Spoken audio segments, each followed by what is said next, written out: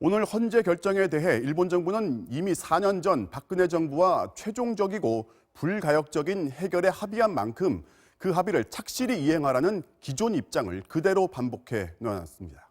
도쿄에서 고현수 특파원이 보도합니다.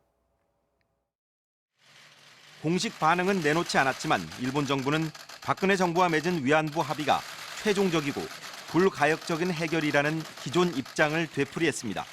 韓国政府に対して引き続き日韓合意の着実な実施を求めていくこの考えに全く変わりありません. 정부 대변인격인 스가 관방장관은 한술 더 떠 위안부 문제를 포함한 재산 청구권은 1965년 청구권 협정으로 완전히 해결됐다는 회견 때마다 하는 주장을 또 했습니다. 批判問題を含めて日韓間の財産請求権の問題は1965年の日韓請求協定において完全かつ最終的に解決済み. 일본 언론들도 헌재 결정을 주요 뉴스로 보도했습니다. 교도통신은 헌재가 위안부 합의는 조약과 협정에 필요한 서면 교환, 국회 동의를 거치지 않은 정치적 합의에 불과해 법적 이행 의무가 없다고 판단했다며 한국의 합의 이행을 요구하는 일본 정부의 반발을 예상했습니다.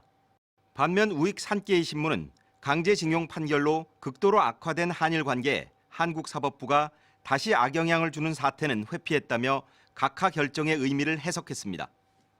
오늘 새벽 북한이 미사일을 발사해 홋카이도 동쪽 2,000km에 떨어졌다고 대형 오보를 냈던 NHK는 헌재 결정 보도에서도 원고 측 소송을 기각하고 합헌 결정을 내렸다며 또 오보를 내 결국 사과 방송까지 했습니다.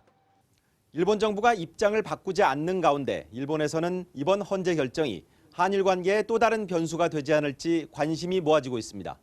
도쿄에서 MBC 뉴스 고현승입니다.